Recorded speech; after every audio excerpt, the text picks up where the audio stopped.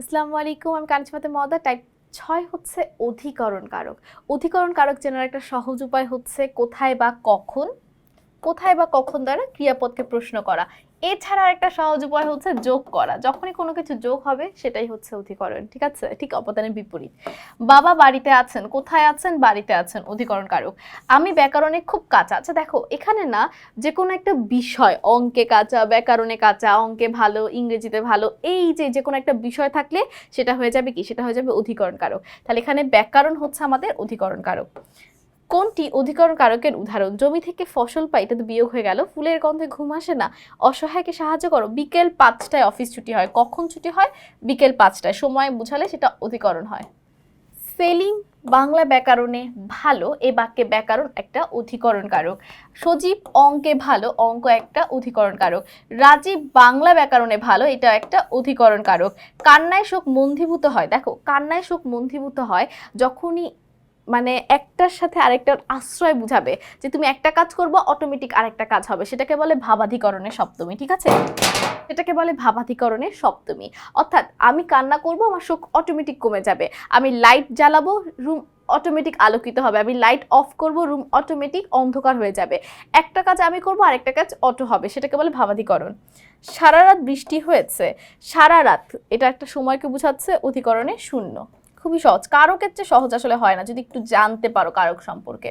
বাড়ি থেকে নদী দেখা যায়, বাড়ি কোন কারক? এটা কিন্তু কি হবে? কোথা থেকে নদী দেখা যায়? বাড়ি থেকে, ঠিক আছে? তাই এটা হবে অপাদান।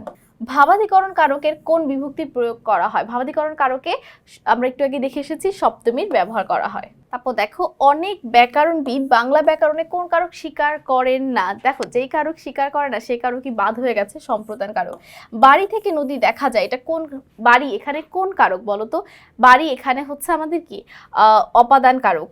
সামীপ্য অর্থে কোন অধিকরণ হয়? সামীপ্য অর্থে কোন অধিকরণ কারক হয় বলো তো?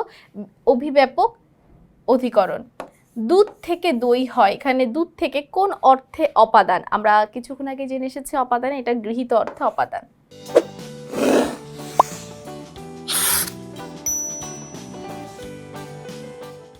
দেখি, এই প্রশ্নগুলো কিন্তু অপাদানের কিছু প্রশ্ন আমাদের অধিকরণ টাইপে চলে এসেছে, যেগুলো আমরা কিছুক্ষণ আগে দেখে এসেছি, তাই আমি উত্তরগুলো জাস্ট বলে দিচ্ছি।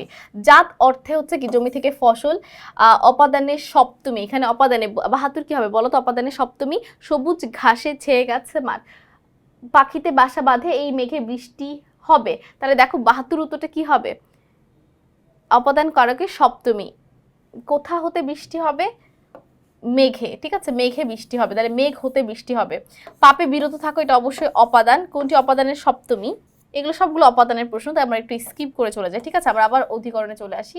সূর্যোদয়ে অন্ধকার দূরীভূত হয়। দেখো, একটা কাজ হবে, ওইটার সাথে অটোমেটিক আরেকটা কাজ হবে। সূর্য উদয় হবে আর অন্ধকার দূর হয়ে যাবে অটোমেটিক। একটার সাথে আরেকটার একটা অত সম্পর্ক। বিশাল স্থানের যে কোনো অংশে ক্রিয়া সংঘটিত হলে তাকে কি বলে? এগুলো যদি অনেক আগের প্রশ্নতে তোমরা জানবে না। ঐকদাসিক ভাবাধিকরণ। ঐকদাসিক ভাবাধিকরণ এর উদাহরণ কোনটি? দেখো, বিশাল কোনো স্থানের যে কোনো অংশে কাজটা হলে, তাহলে দেখো, একটা বিশাল স্থান হচ্ছে কি? পুকুর। পুকুরে মাছ আছে, কিছু কিছু জায়গায় মাছ থাকে, পুকুরে কিন্তু সব জায়গায় মাছ থাকে না, তাহলে এটাই হবে ঐকদেশিক। এ থলেতে খাবো মোরা বাক্যে রেখাঙ্কিত সব পদটি হচ্ছে অধিকরণ।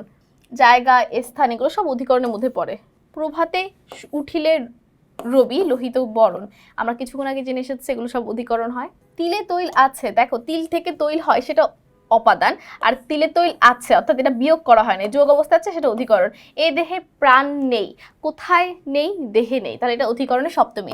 অধিকরণ কারকের সপ্তমী বিভক্তির উদাহরণ কোনটি? তিলে তৈল হয়, প্রভাতে সূর্য ওঠে, নাসিমা ফুল তুলছে, পাপে বিরত হও, সূর্য ওঠে, বুঝাই যাচ্ছে। একার আছে এখানেই। অধিকরণ কারকের দ্বিতীয় বিভক্তি, সব ঝিনুকে মুক্তা নেই, বলো 83 উত্তরটা কি হবে? এর উত্তরটা হবে আজকে তোমায় দেখতে এলাম। নৌকা ঘাটে বাধা আছে, কোন কারকে কোন বিভক্তি? অধিকরণ, কারণ যোগ অবস্থায় আছে, যদি ছেড়ে দিত নৌকাটা তখন সেটা বিয়োগ হয়ে যেত। বাবা বাড়ি নেই, কোথায় নেই? বাড়ি নেই, অধিকরণে শূন্য। নদীতে পানি আছে, এটা অবশ্যই কি হবে? ঐকদেশিক ছিল। নদীতে মাছ আছে, অর্থাৎ বিশাল জায়গার কিছু সংখ্যক। আর অভিভাবক হচ্ছে বিশাল জায়গার সম্পূর্ণটা। একটা নদীর পানি সম্পূর্ণ জুড়ে থাকে, কিন্তু একটা মাছ কিছু কিছু জায়গায় থাকে, এটাই হচ্ছে ঐকদেশিক আর অভিভাবকের পার্থক্য। ঐকদেশিক হচ্ছে পুরা জায়গার কিছু কিছু স্থান, আর অভিভাবক হচ্ছে পুরা জায়গার পুরাটাই।